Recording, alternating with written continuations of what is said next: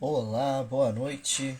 Projeto Qual o Tema está iniciando hoje, essa terça-feira, sua live. Hoje recebendo a Lorena Newham, ela que fala sobre sobreviventes, vozes dos sobreviventes, a resistência religiosa judaica durante o Holocausto. Sejam todos bem-vindos. Nossa convidada já está aqui. Vou fazer a solicitação para então iniciarmos o nosso bate-papo. Drick, seja bem-vindo, uma boa noite. Professor Wagner. Olá, Lorena, tudo Oi, bem? boa noite, tudo bom? Boa noite, tá me escutando bem? Tô te escutando bem, você tá me escutando? Sim, Ah, tô então bem. beleza. Primeiramente, queria te agradecer por ter aceitado participar aqui do projeto Qual o Tema, compartilhando conosco a sua temática. Queria agradecer a todos que estão nos acompanhando e entrando aí. Bom, eu que agradeço o convite, né, primeiramente, e eu acho incrível esse espaço que você criou para divulgar pesquisa, e eu acho um trabalho extremamente relevante o que você faz, então eu queria te elogiar também. Obrigado, agradeço. Lorena, pedi para você se apresentar, falar um pouquinho de você, para as pessoas poderem te conhecer um pouco melhor. Bom, eu terminei a graduação agora, eu fiz licenciatura e bacharelado em História na UFPR. Eu estou em processo de admissão no mestrado da Universidade de Milão, na parte de museologia. E também estou em processo de admissão no mestrado na Universidade de Edimburgo, para a parte de pesquisa histórica mesmo. Eu trabalho no Museu do Holocausto tem 3 anos, aqui em Curitiba. E é basicamente isso. Eu venho pesquisando na área de tema entre judaísmo e holocausto desde o início da graduação e pretendo continuar assim no mesmo tema. Maravilhoso. Então, carreira incrível. Queria então te perguntar, né? Acho que eu já vi um pouco aí pela sua formação, o porquê desse tema, né? Por que você escolheu esse. Primeiramente, né? Porque você escolheu fazer história. E depois, por que desse tema? Bom, eu escolhi fazer história relativamente cedo na vida. Eu devia estar com entre uns 11 e uns 12 anos e eu acabei decidindo que era o que eu queria. Eu venho de uma família que inteirinha formada em direito e no convívio com eles eu vi que era aquilo que eu não tinha muita vontade. Então, o campo com maior proximidade na época era a história e foi o que acabou me puxando muita atenção. E foi o que eu decidi e mantive a escolha. Sim. E o tema? Por que esse tema? O que que te Bom, levou aí? eu visitei Auschwitz em 2015 pela primeira vez. E logo que eu visitei o campo, eu comecei a ter um interesse muito grande pelo assunto, depois que você tem aquele choque de estar no lugar, né? E desde então eu comecei a abrir pesquisa sobre o tema do Holocausto. E logo no finalzinho do primeiro ano da graduação, eu entrei no museu. Então, foi mais ou menos um caminho, assim, que foi visitar o campo, escolher a história, entrar no museu e logo em seguida também escolher o tema das minhas pesquisas, né? Sim. Foi algo que foi se completando, né? Foi um Exatamente. chamando o outro. Lorena, agora você fica à vontade para falar sobre essa temática, tá? O Bom, espaço é todo seu. então vamos ver por onde que eu vou começar, né? Então, o tema da minha monografia essencialmente foi voz de sobrevivente, resistência religiosa durante o Holocausto, né? Eu acabei por selecionar alguns pontos relevantes aqui para essa noite que acho que são longos, mas eu acho que eu consigo reduzir o suficiente para apresentar de uma forma mais fácil. Que o que é resistência? O que é resistência religiosa a partir desse ponto? O ponto da história oral, porque a pesquisa é inteira baseada em entrevistas sobreviventes do Holocausto. E a partir da história oral também um subcampo da temática, que são os videotestemunhos, né? E essencialmente eu dividi a pesquisa em duas partes, que foram a parte de resistência religiosa dentro de campos de concentração e um segundo grupo que foi de resistência religiosa dentro de guetos.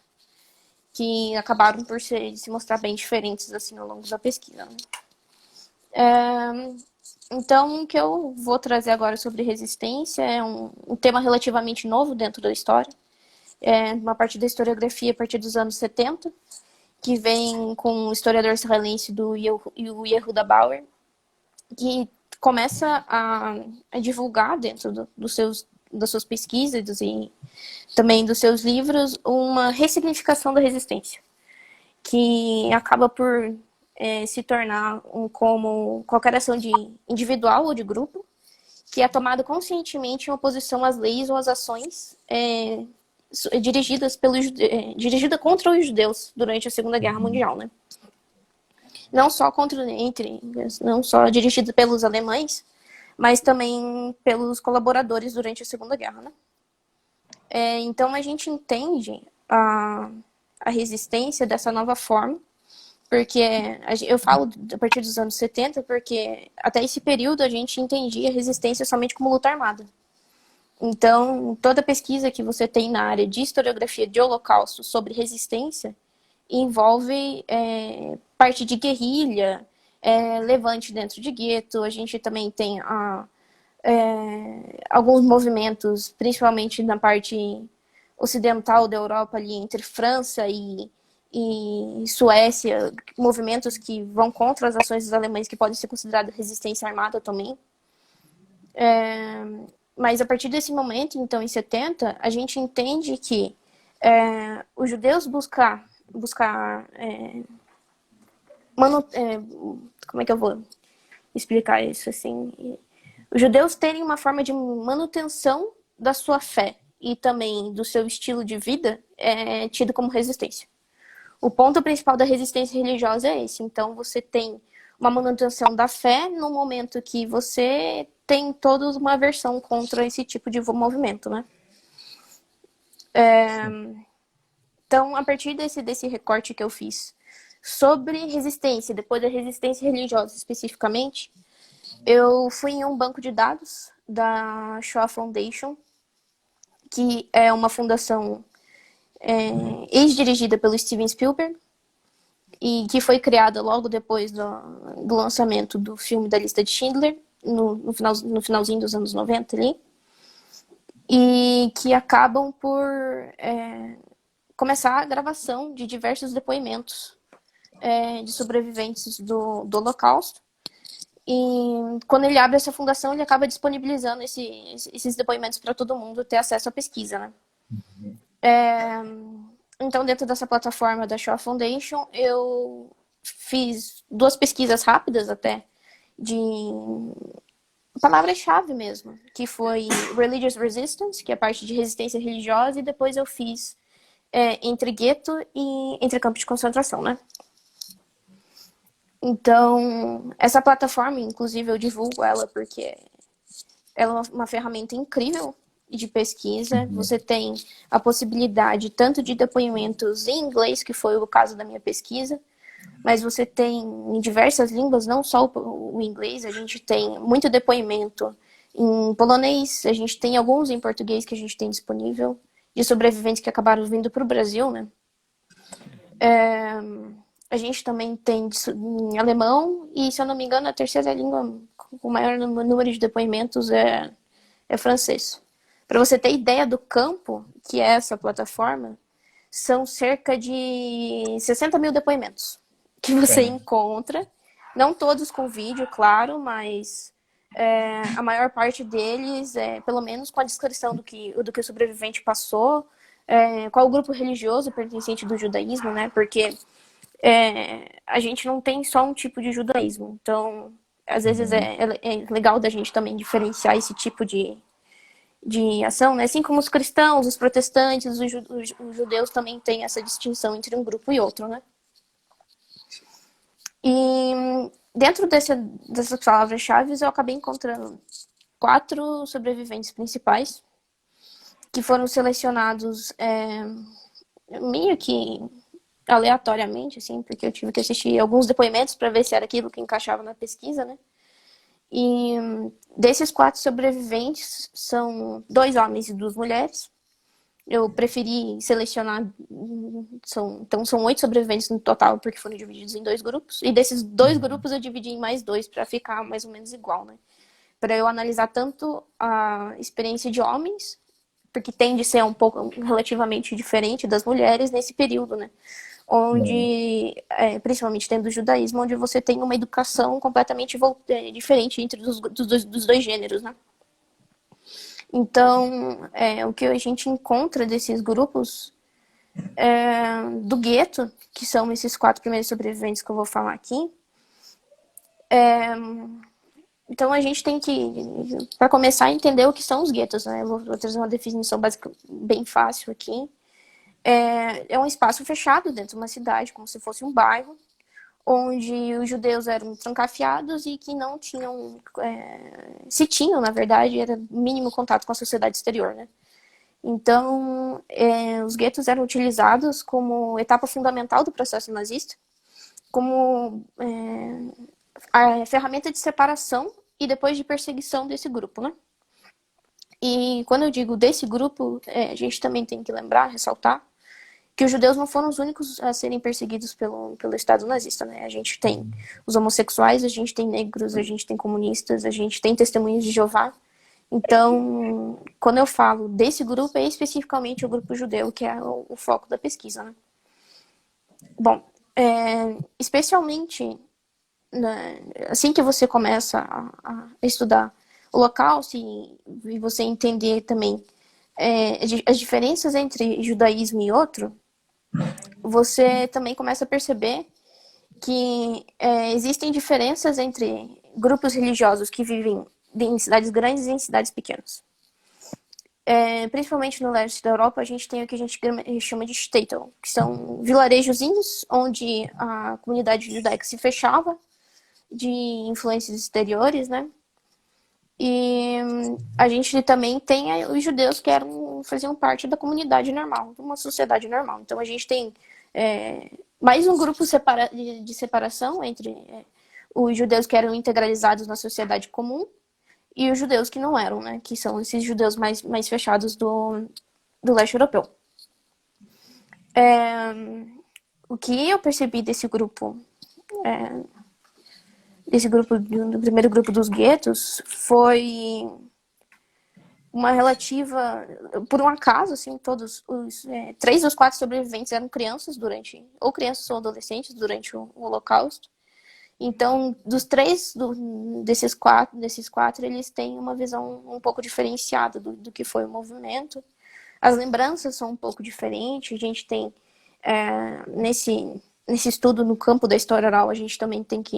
A gente lida com lembranças, então a gente tem que lidar com traumas, a gente também tem que lidar com diversos subcampos da história, né?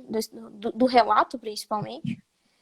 E então a gente percebe que o indivíduo criança cria memórias do período diferentemente do indivíduo adulto. Então, a gente vê dos sobreviventes crianças uma relativa... a maior parte das memórias são relacionadas à família. Então, tudo envolve o núcleo familiar, de como acontecia, o que os pais faziam, o que a família fazia dentro do gueto, quais eram as práticas religiosas da família. Enquanto do sobrevivente adulto, a gente tem essa diferenciação, né? A gente, inclusive, esse sobrevivente que estava na fase adulta durante o Holocausto, foi parar no gueto de Theresienstadt, que é um gueto um pouco diferente do que a gente tem dos outros lugares da Europa, porque ele era um gueto modelo. Então, ele foi formado pelos nazistas para servir de propaganda, principalmente para a Cruz Vermelha, do que era aquele lugar onde estavam sendo aprisionados, né? Então, as situações que ele descreve são completamente diferentes de qualquer outro depoimento, exatamente por essa excepcionalidade dele ter sido selecionado para aquele lugar. Então, é super interessante, assim, você analisar ao longo da pesquisa essas pequenas diferenças entre o judeu que vai parar num gueto diferenciado de uma cidade grande, de uma cidade pequena, e principalmente entre as diferenças de idade, né, que acaba sendo extremamente relevante, né, na pesquisa. Se quiser fazer alguma pergunta, eu sei que é muita informação. É interessante nessa parte que você está falando, das visões, né, entre a criança e o adulto, né? Porque ela vai pegar as informações que marcaram mais ela, né? Alguma coisa que chamou a atenção em certo momento, o que ela passou naquele instante, que ficou gravado na mente dela, né? E ela vai, Exatamente. às vezes, não entende aquilo também como estava acontecendo, mas ela interpreta de uma outra maneira, né? Até a maneira que os pais passam para elas, às vezes, para amenizar, né? Então, É super interessante isso, desse fato de você falou de amenização da situação, que muitos dos pais tentavam evitar com que os filhos fossem para os trabalhos forçados, né? Porque era uma coisa extremamente difícil. E dentro desses sobreviventes que eu selecionei, dois deles comentam que os pais faziam o movimento de resistência que eu encontrei desses dois sobreviventes era que os pais pagavam um rabino para o rabino dar aula de religião para essas crianças, mesmo dentro daquela situação.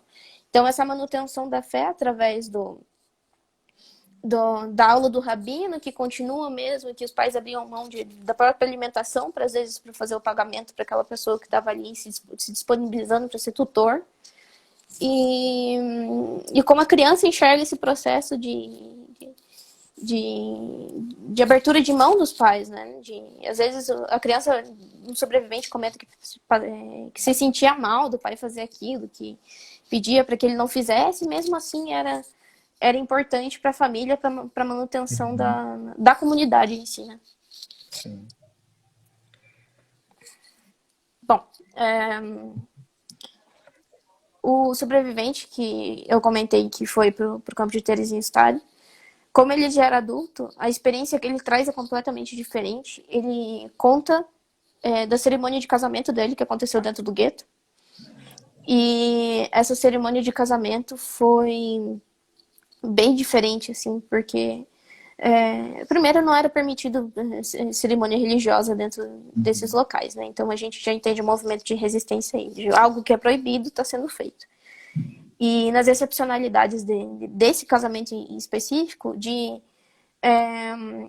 ele era professor de coral e tem um coral dentro do casamento dele. E ele comenta que eu vou lembrar assim do que ele fala por mais ou menos assim, que quando ele morava em Berlim, ele não teria a menor condição de pagar um casamento daquele que ele teve dentro de um gueto, sabe? E, então a gente vê essas coisas acontecerem e a gente às vezes não presta muita atenção, né? Dentro desses próprios relatos, assim. A parte de religião, ela é tão nesse momento, principalmente na Europa, ela é tão fundada com a vida em comunidade em geral, que você às vezes acaba por ignorar até esses eventos, né? Sim. Passa despercebido, né? Que acaba sendo parte Exatamente. do dia a dia e some. Exatamente. Agora, o grupo dos campos foi um pouco diferente. Por um Uhum. acaso, eu selecionei dois rabinos dentro que passaram por campos de concentração. E os dois rabinos foram para dentro do campo de Auschwitz e os dois comentam sobre uma festa de Yom Kippur, que é o feriado do Dia do Perdão, né? E também do Pêssar, que é a Páscoa. E os dois dentro do mesmo campo, em períodos diferentes, comentam das mesmas festas que foram realizadas completamente escondidas e de como os grupos nesse caso de homens, né, davam um jeito de participar das festividades religiosas mesmo dentro daquele local, né? Sim, é interessantíssimo. Eu estava lendo nos depoimentos, né? O que eles conseguem ainda manter, né, a religiosidade, mesmo sem o livro, né, sagrado, porque Uhum.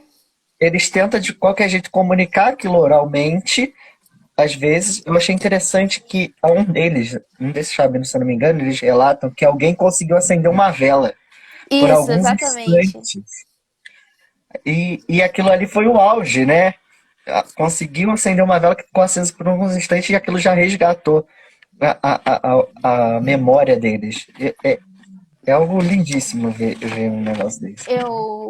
Um dos pedaços de depoimento que me marcou, que eu acho que eu não acabei colocando dentro da pesquisa, é um sobrevivente, esse rabino, sendo indagado por um dos capos, eu vou explicar o que é um capo.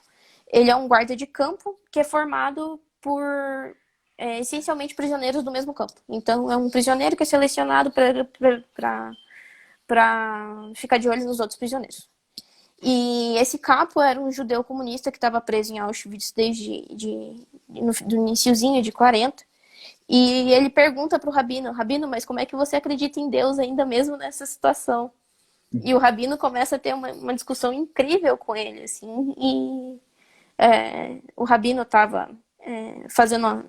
Nesse momento que esse capo pegou o Rabino andando no campo, esse Rabino estava fazendo uma cerimônia de luto, porque um dos companheiros tinha acabado de falecer, e os prisioneiros pedem para que ele faça a prece, uma prece específica de morte do judaísmo. E o capo bate com ele bem nesse momento que ele está indo para fazer essa prece. Então eles têm essa mega discussão ali naquele lugar. E eu acho muito interessante, assim, como o Rabino se porta, né? De falar assim, como você não acredita em Deus, você ainda está vivo. Então, de instaurar essa religiosidade mesmo naquela situação, né? Sim. E eu vi que eles tentavam lembrar, né, e relacionar tudo aquilo que o povo já viveu no passado, né, para amenizar, né, para tentar Exatamente. achar algo que correspondesse àquilo. E é incrível, né, esse relato também que você falou. Parar para imaginar, né, o cara ele já estava meio que afastado, né, já estava quase contra o povo dele. E ainda questiona, né, e a fé continuava. Isso é incrível. Até tem um outro depoimento que você deve comentar, acho, da moça, né? No dia lá, que acho que é do Yom Kippur, que ela tem que. Eles não podem. Eles têm que jejuar, né? Eu acho. E Ai, aí sim, da sopa, da fila dá de sopa, né? sopa, que o grupo inteiro se recusa a comer a sopa que foi feita especialmente reforçada naquele dia para testar, né? Ai, é muito difícil, assim. Eu vou dizer, não é uma pesquisa fácil de se levar, porque é um conteúdo extremamente delicado.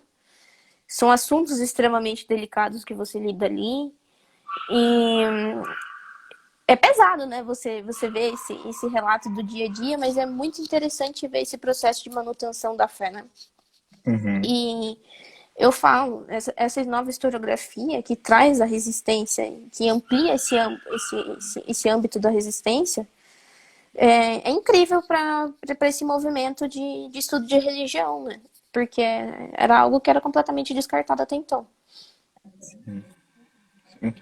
e numa coisa que eu, inclusive, nem esperava, né? Porque às vezes a gente não pega essa parte, né? Às vezes a gente esquece. A gente passa muito superficial pela história, já sendo uma história trágica, mas a gente não vê o que estava ali dentro, né? A resistência em si, né?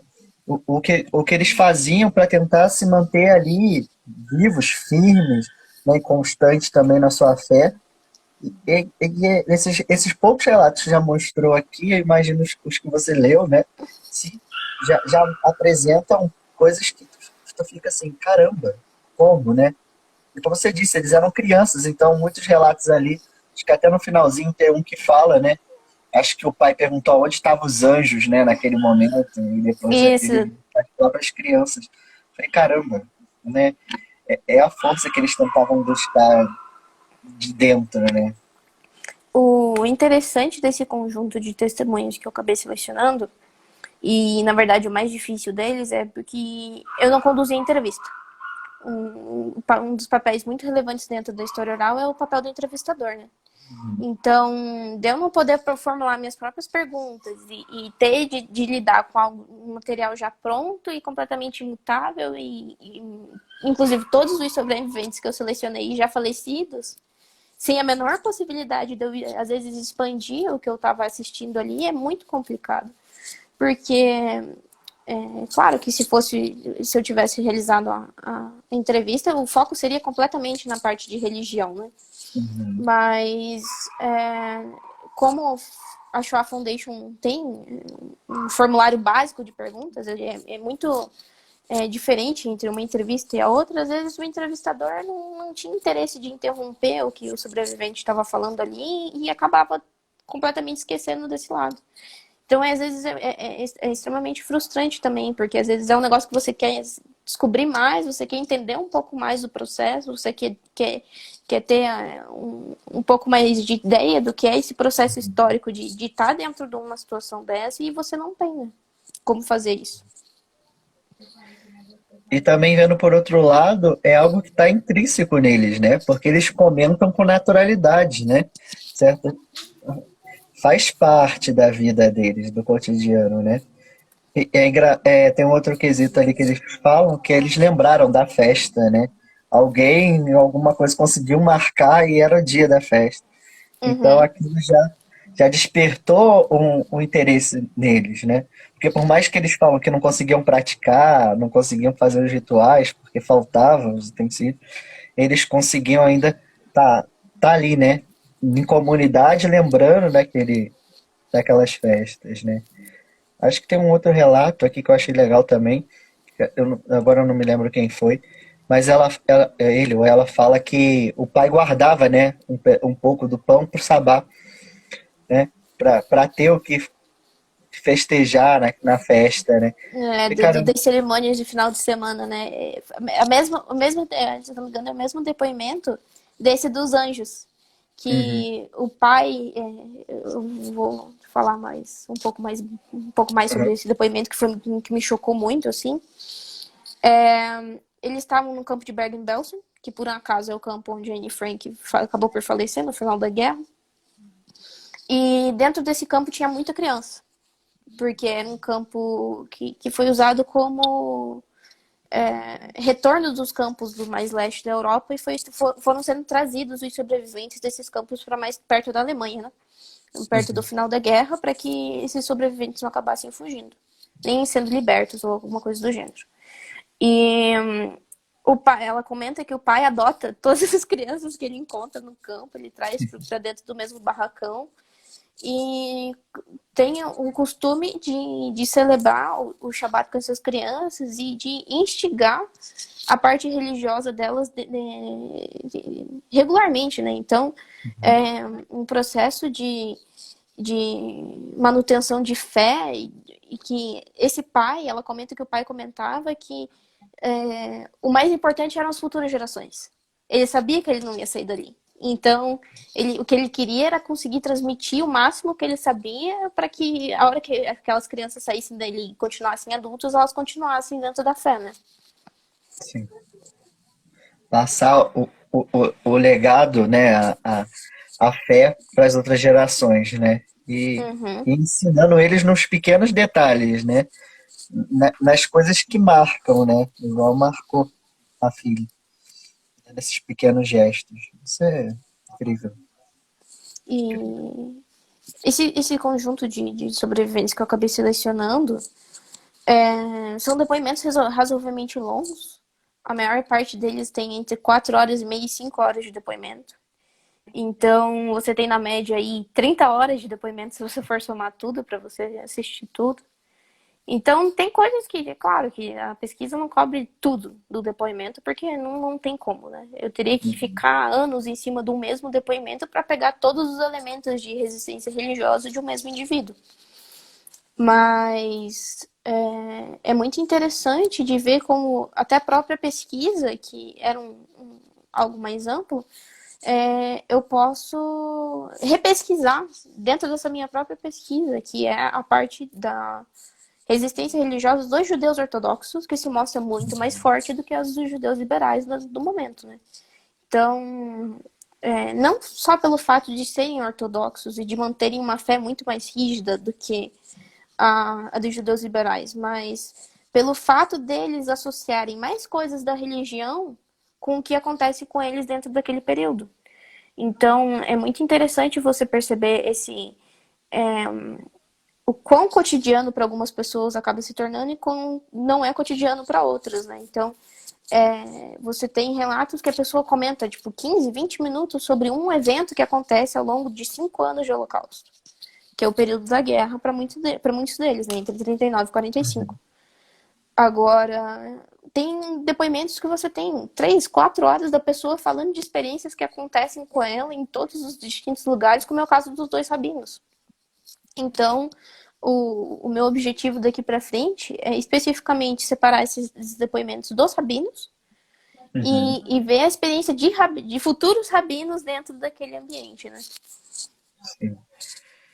Porque eles já estão mais ligados à fé, né? E eu acho que tu fez isso também, né? Separou um pouco, mostrou os dois lados, né? O ortodoxo e o liberal, né? Dá para ver porque tem, quando você faz a apresentação, a pessoa às vezes estava um pouco mais afastada, a outra já tá. Quando vê que é rabino, tu já sabe que já vai estar bem intrínseco ali. Mas é muito legal ver isso, essa diferença. Eu acho muito interessante também de se perceber o quão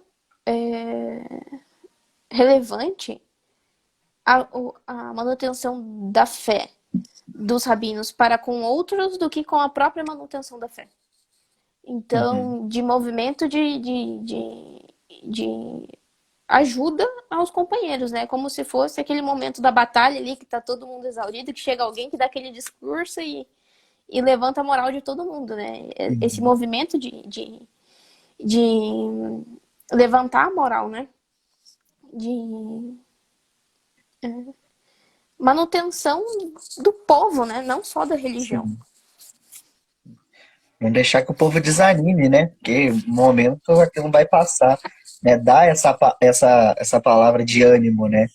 E num momento que eles veem também que é difícil, né? Mas mantém ali tanto o físico, né? E o espiritual, né? Para tentar fazer essa manutenção. Tem um dos sobreviventes que eu acabei pegando o depoimento. Se eu não me engano, eu acho que você vai se lembrar, inclusive, de você ter lido a pesquisa. É o primeiro sobrevivente que eu trago da parte dos guetos, Uhum. que era professor. E ele comenta que ele continuou dando as aulas, mesmo dentro de toda aquela situação. Principalmente com as aulas de música dentro do campo, né? Que foi. Ele comenta que o governo, logo que. Os nazistas retiraram o violão dele logo que ele entra no campo. Sim. E depois é devolvido porque eles se tocaram que ele era professor de música, né? E eu acho muito interessante um dos pedacinhos de depoimento que eu coloquei na pesquisa é que ele comenta que ninguém entendia por que ele continuava fazendo aquilo, porque o povo só queria se manter vivo, né? De manutenção dos seus próprios e não dos Uhum. alheios, né? E ele comenta que ninguém fazia a menor ideia e ele continuou fazendo porque era um negócio que ele se sentia bem. Que de manter os espíritos foi exatamente a palavra que ele usou. Uhum. É esse mesmo, acho que fala do casamento, né? Esse mesmo. Isso. Que depois ele é surpreendido com aquilo tudo. Com o coral dentro do. Eu acho incrível, porque a descrição dele, do ambiente onde foi o casamento, assim, é enorme. Ele passa Aham. uns 20, 30 minutos falando do evento, assim, e, e comenta que até o altar, que era um negócio extremamente proibido de se fazer, ele foi montado para que pudesse realmente ter uma cerimônia de casamento digna, né? Sim, E sim. é muito interessante de ver esse processo dele. De, de ser professor também, da gente como professor, ver um professor dentro de um ambiente desse e de ver também o papel do professor, né? É muito interessante isso. De ver como a maior parte das vezes são os tutores que mantêm as crianças dentro do ensino religioso e também do cotidiano judaico daquele ambiente ali, né? Sim. Porque eles tentavam manter a educação em tudo, né? Não só no âmbito religioso, mas no âmbito dos costumes, moral ali, né? Porque a cultura judaica já tem isso, né? Ela tem a sua própria educação, né? E eles tentavam manter em tudo, né? Eu acho isso incrível, né? Porque por mais de tudo que eles estavam vivendo, tudo ali, eles tentavam manter essa força, né? Porque eles pensavam nisso, né? Como a gente já falou um pouco atrás, na geração futura, né? Eles Uhum. sabiam que alguns iam passar, mas sabiam que os que sobrevivessem deveriam levar esse legado ainda, né? Mais adiante. Exatamente. E é muito interessante também ver como os sobreviventes enxergam o que é resistência. Foi um negócio que eu acabei colocando na conclusão do Uhum. trabalho e que os próprios, alguns dos sobreviventes enxergavam aquele movimento de religião como resistência, né? Traziam que um deles fala assim, porque eu ouvi durante minha vida toda que os judeus não fizeram nada para se defender, que eles foram levados como ovelhas até o matadouro mas ele fala assim, mas resistência também é isso. Resistência não é só pegar numa arma e numa bala, né? E ele fala que às vezes o modo de resistência mais fácil é a armada. Então é muito interessante de ver a percepção do sobrevivente sobre aquilo que ele realizou naquele período, né? Sim. Eles achavam que isso, né? O que eles faziam no dia a dia já era resistência, né? Se mantém em jejum numa festa religiosa, sabendo que eles estão te forçando a comer a melhor comida que eles não te davam no dia a dia, já era resistência, né? Tentar fazer seus cultos, orações, tentar educar suas crianças no costume, já era resistência, né? Eu achei isso interessante. Eles até falam, acho que dos rabinos, no final você cita alguém, falando, né, que eram quase igual os profetas bíblicos, né, que mantinham ali o povo, né, eu achei aquilo incrível, né, porque é isso, né, não tem como separar o povo judeu, né, da sua religiosidade, né, então eles continuavam ali firmes, né, porque eles sabiam, né, na sua visão, que venceriam aquilo, né, e eu achei incrível aquele depoimento. Acho que é um depoimento também, né? Não sei se você citou, Uhum. sobre essa. É, é o mesmo sobrevivente desse do casamento e de professor. Esse depoimento é o mais comprido. Ele tem acho que 4 horas e 40 minutos, se eu não me engano. E é muito interessante, já que a gente está falando tanto dele, eu vou explorar um pouquinho mais da história desse sobrevivente. O nome dele é Kurt Messerschmitt. Ele acabou imigrando para os Estados Unidos logo depois da Segunda Guerra. E ele traz elementos de, de uma Berlim é, é, anterior à ascensão nazista, em período entre 33 e 39, que é a ascensão do Terceiro Reich e a instauração da guerra, no finalzinho de 39, como foi a vida dele até a deportação pro campo de Terezin, e é muito interessante esse movimento e o quanto ele percebe que a situação dele foi completamente diferente da de outros. Então é muito interessante porque ele ressalta por muitas das vezes, ele fala assim, porque eu sei que com os outros foi completamente diferente. Então eu vou falar sobre isso. E ele explora muito mais assim, e o mais interessante para mim do que o que eu pretendo explorar desse depoimento futuramente é um pedaço sobre o que ele fala das ações religiosas em Berlim entre 33 e 39, que era um período que tecnicamente não se podia nenhuma manifestação religiosa judia, né? Então é muito interessante. Ele fala sobre rabinos que foram presos durante discursos, sinagogas que foram queimadas. Ele fala porque a gente frequentava essa sinagoga com tal rabino e tal rabino foi morto por conta disso. E ele tem esse conhecimento absurdo sobre esse período, assim. Então é muito interessante de perceber alguns detalhes de sobreviventes mais velhos, né? Durante esse período que eles trazem muito mais conteúdo. Sim. É interessantíssimo, né? E puxando um pouco para o nosso lado, o professor ele acaba tendo uma visão, né, do comum, né, das pessoas, né? O que aconteceu com elas também, né? Não só retratar o que aconteceu com ele via o todo, né? E ele prezava por isso também. Então acaba que, sendo pelo que eu vejo você falar, o relato dele acaba se expandindo, né? Não fica só nele, mas o que acontecia em volta, o que aconteceu com as pessoas, né? Isso é incrível. É E eu incrível. descobri, mexendo na. Depois que eu terminei a pesquisa, apresentei TCC, agora que eu tô mais ou menos de férias até começar meu mestrado, eu revisitei o site e fui atrás do depoimento dele, porque uma coisa que me ficou martelando na cabeça foi as coisas compartilhadas por ele sobre a esposa dele. Também judia, também no mesmo período, Uhum. e que viveu, que eles eram vizinhos. Ele conta uma história incrível, assim, de como eles se conheceram, de como Uhum. eles acabam casando. E eu acho, eu quero fazer, eu descobri que tem o depoimento dela dentro da plataforma. Então, o que eu quero fazer para um artigo que eu tô escrevendo é fazer uma comparação de detalhes do depoimento dele, do mesmo Uhum. período, do mesmo lugar, com a mesma pessoa e com o depoimento dela, assim, ver as diferenças de visão entre uma pessoa e a outra, né? Isso é Sim. raríssimo de se conseguir. Então, foi um negócio que eu descobri, eu fiquei completamente feliz, assim, eu achei incrível a possibilidade. Eu já aqui já fiquei encantado. Já falei, caramba, eu quero ler depois. Pode. Porque é sensacional, né? Porque é algo que. Olha quanto tempo, né? E quanto você conseguiu encontrar os dois ali. E eu E. descobri que não é só da mulher dele. A gente tem depoimento de um irmão, a gente tem depoimento de um primo, e de uma família toda, assim, que eu fui descobrindo por conta de sobrenome. Daí eu Uhum. descobri um, daí fui descobrindo outro. E, cara, eu falei, nossa, é uma família inteira de sobreviventes, isso é raríssimo. E todos testemunhando, que é o mais difícil ainda, né? Porque a gente também tem esse movimento de estudo de história oral e a gente entende, né, que o trauma faz com que a pessoa Uhum. não tenha a menor vontade de falar, né? Sim. E praticamente no mesmo período, vendo as mesmas coisas, só que vai contar completamente diferente, né? Cada um do seu ponto de Exatamente. vista. Isso é incrível, incrível. Tem muito E trabalho, hein?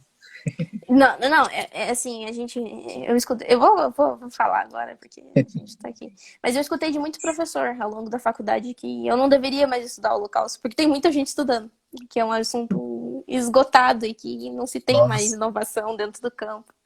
E quando eu falei que eu ia estudar religião, foi outra versão gigantesca, porque a gente tem eu não sei, um preconceito geral, né, entre a história da religião também. Então, sim. ter escolhido estudar judaísmo também numa faculdade onde não tem estudos judaicos, e foi tipo, nossa, foi uma bagunça. Foi uma total zona, assim. Mas toda vez que eu abro a minha pesquisa, eu acho 6, 7 outras coisas que eu posso acabar explorando do mesmo tema, assim. É incrível como um depoimento você descobre 1 milhão de outras coisas que você não faz a menor ideia. Sim. E uma pergunta, você traduziu eles? Porque você fala que nos vídeos não tem tradução, né? Não tem legenda. Ah, então você teve esse trabalho de atentamente escrever todo, Além de traduzir. fazer toda a transcrição, fazer a transcrição em inglês, para depois repassar a transcrição em português, para depois eu poder reduzir aquilo, assim. Então, foi um trabalho gigantesco, mas essencialmente, eu acabei não contando, mas eu acho relevante. A pesquisa eu queria ter feito com sobreviventes brasileiros, sobreviventes que vieram para o Brasil depois do final da Segunda Guerra e que recriaram uma vida aqui. Eu tinha acesso a 4 dos 8 depoimentos que eu precisava.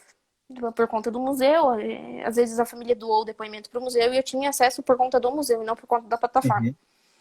Porque, por um acaso, os depoimentos em português a gente tem pouquíssimos com disponível acesso de vídeo. Então, a pesquisa foi por água abaixo, assim, quando eu vi que eu não ia ter a menor quantidade de fonte para poder estudar um assunto tão relevante, né?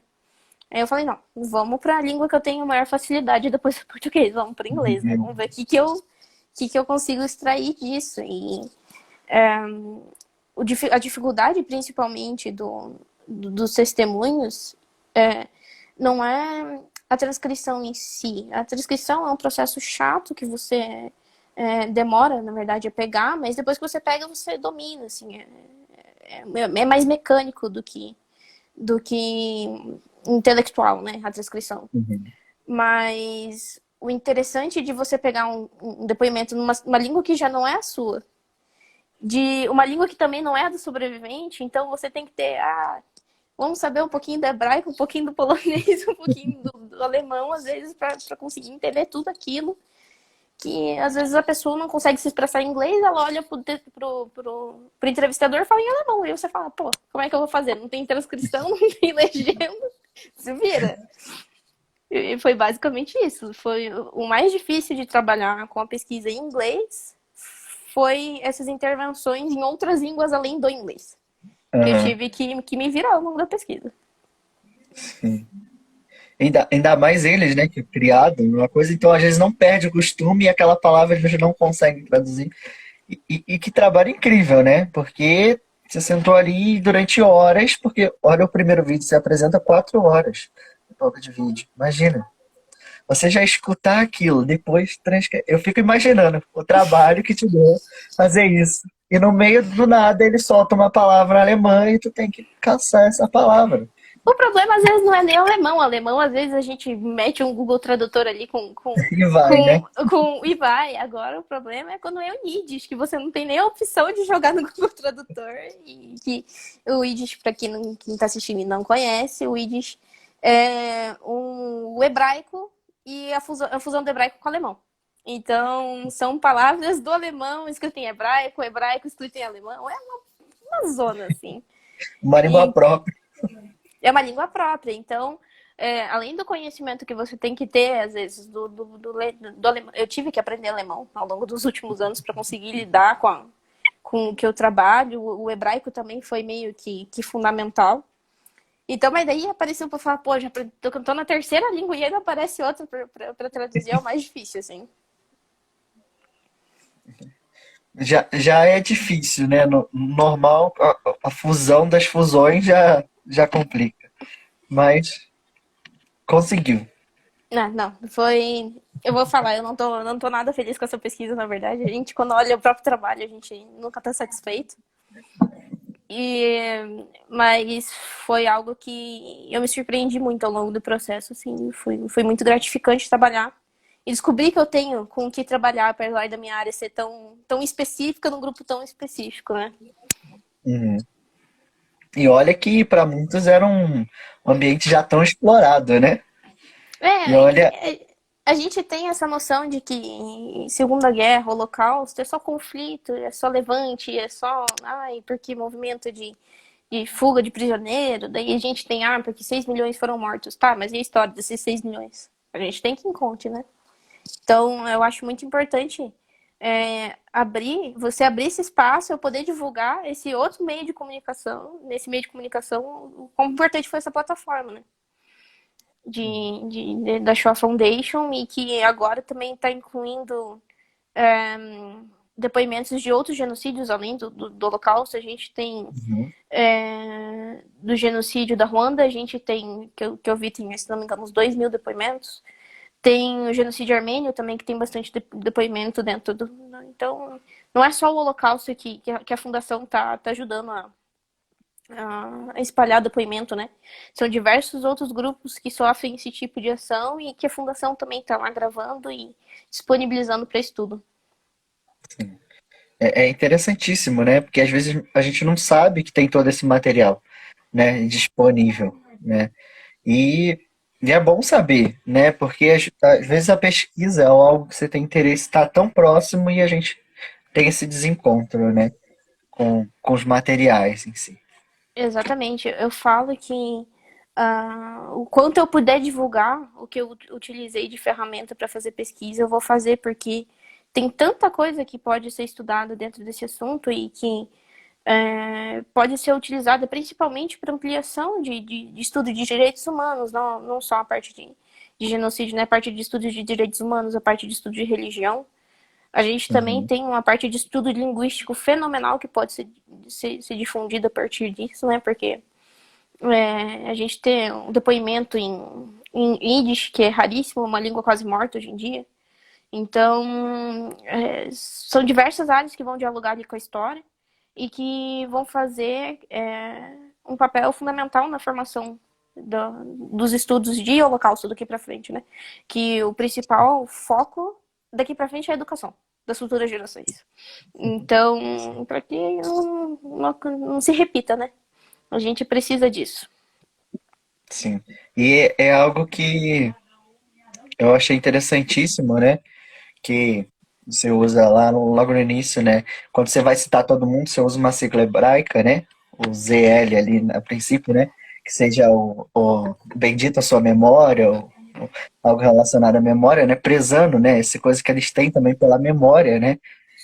Porque, como a gente estava falando aqui, né? Algo que está com eles sabem que isso vai passar de geração em geração, né? Sim, Você falando sobre educação, eu lembrei disso, né? E é um intuito, né? Que temos que ter também, né? Aprender com eles, porque a educação é o que vai gerar as próximas, e a os, gente tem que pensar que apesar de boa parte desses sobreviventes terem falecido, né? A gente também tem uma penca deles que acabou falecendo devido à Covid-19 em Israel. E também nos Estados Unidos, acho que chegam a 300, 400 sobreviventes que faleceram ao longo desse último ano e meio devido à pandemia. E a gente tem que pensar que somos a última geração que vai escutar pessoalmente esses depoimentos, né? Então, somos os últimos a ter de pessoa em pessoa esse tipo de transmissão de conhecimento que deveria ser fundamental, né? Então, o vídeo testemunho, ele traz essa possibilidade de expandir para as próximas gerações esse testemunho que a gente tem ao vivo hoje, né? De ter esse contato mais próximo de um assunto tão delicado. uhum, de ter o conhecimento direto da fonte, né? Exatamente. De aproveitar essa oportunidade que nos é dada ainda, né? E escutar ali para compartilhar com as gerações futuras, né? Para ter isso, né? Esse aprendizado para que não se repita mais. É incrível, incrível mesmo. Eu E não sei se alguém tem alguma pergunta para você, mas vou deixar aqui em aberto se alguém quiser comentar alguma eu vou fazer até propaganda do museu. Sei um livro do Carlos Reis, que é o coordenador do museu. Faz uns 3 anos, se eu não me engano, acho que 2, nem isso. Que ele lançou um livro explicando certinho entre Holocausto e educação. É incrível. coisa. Eu acho que é uma leitura assim para quem quiser entender um pouco mais da área de educação, de estudos de Holocausto e de estudos de genocídio, assim, é uma possibilidade infinita de que ele abre ali para explorar dentro de sala de aula e principalmente de uma maneira muito delicada. Então, é muito importante esse papel que ele faz, assim, como coordenador, e ele traz essa obra que foi incrível, assim. Sim, ótimo. Vamos deixar aqui de recomendação para quem tiver interesse, né? Não sei se alguém tem alguma pergunta. Eu achei maravilhoso, né? Porque é uma área que, como a gente falou, é às vezes muito explorada, mas num outro sentido, né? O religioso. Eu fiquei admirado, né? Porque eu gosto muito dessa área, da área de ciências de religiões, religiosidade. Então eu fiquei encantado ao ver cada detalhe, né, a cada depoimento quando eles falam da fé.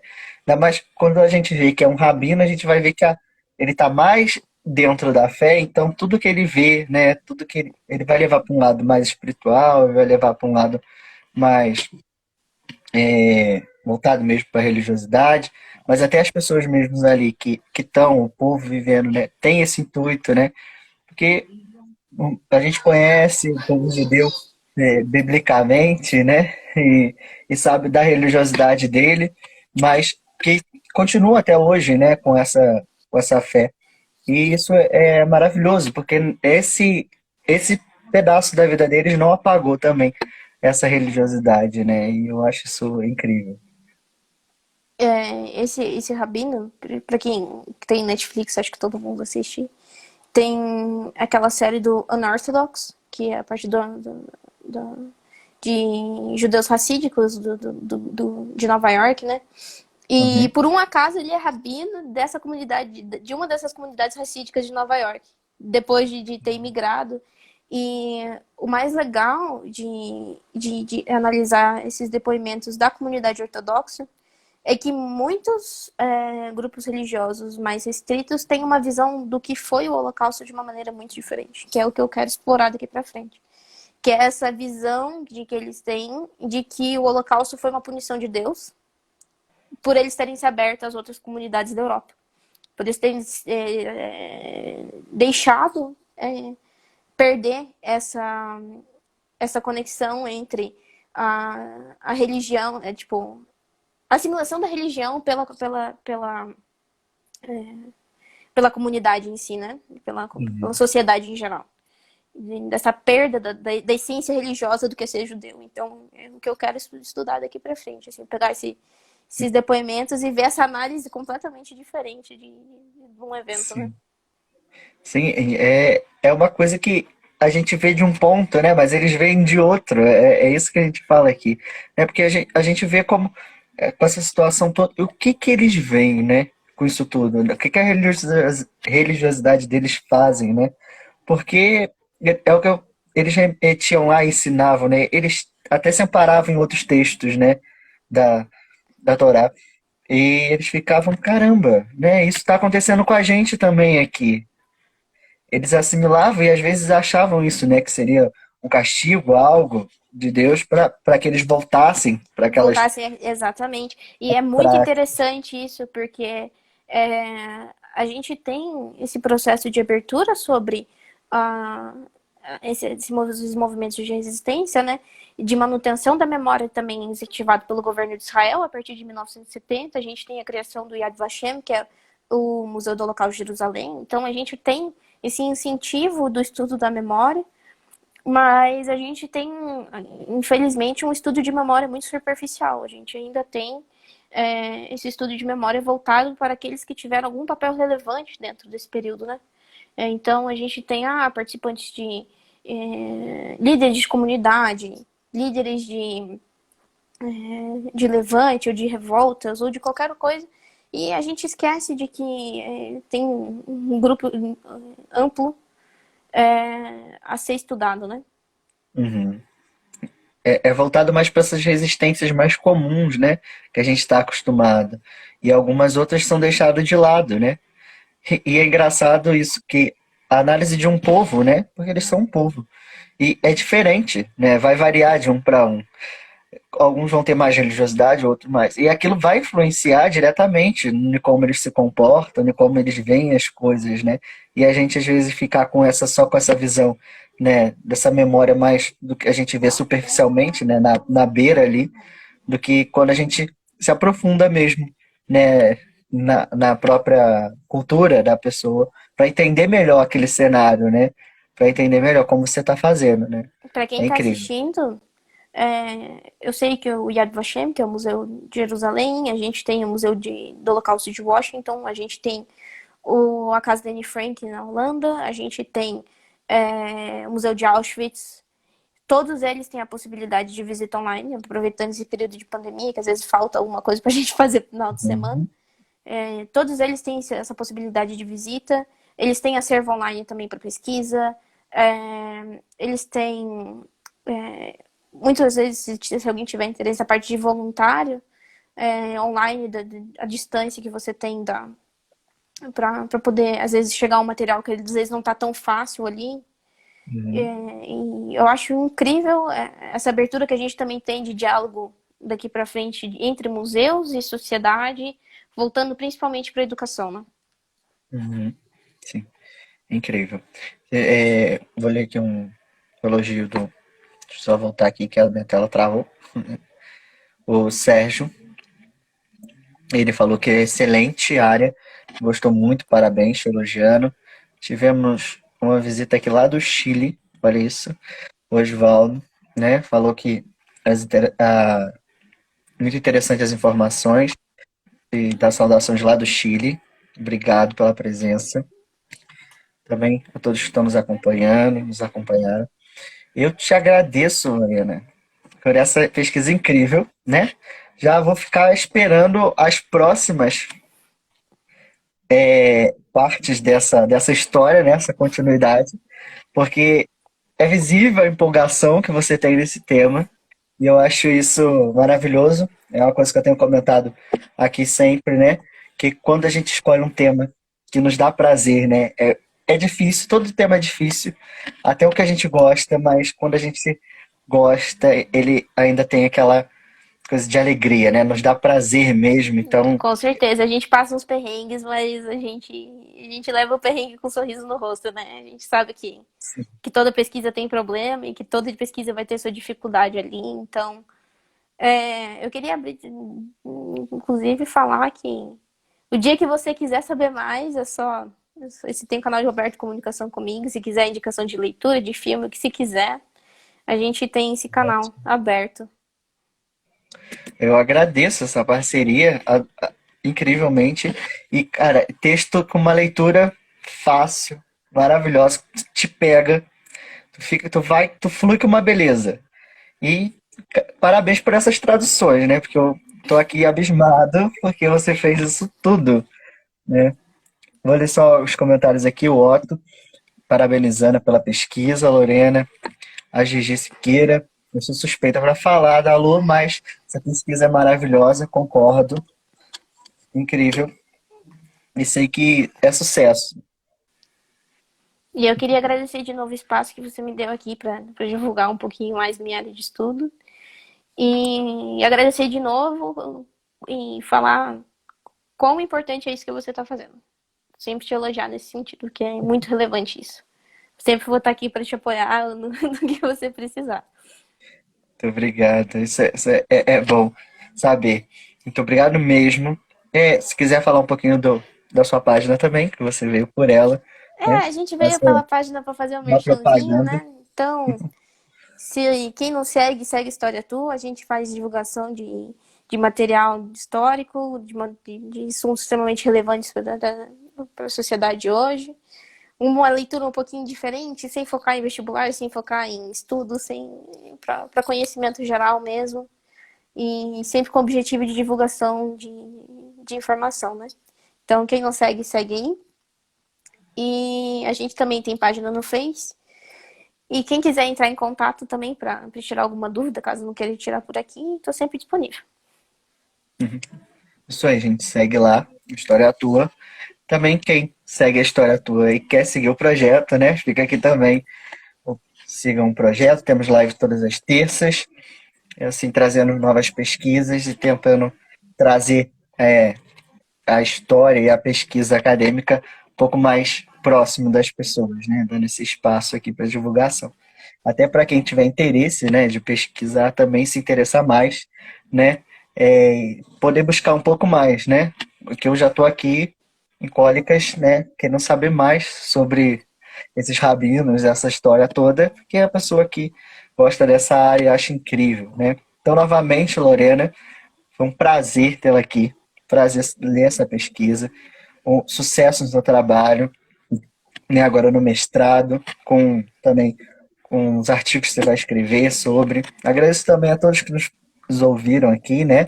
Já fechamos aqui 1h04, né? Nos acompanharam, aqueles que ainda vão assistir, que vão rever essa aula, essa conversa incrível. Já quero deixar aqui meu muito obrigado, tá? Eu que agradeço. Até mais, então. Até mais então. Obrigadão, tá, Tchau, tchau, Lorena? obrigada. Tchau, uma boa noite.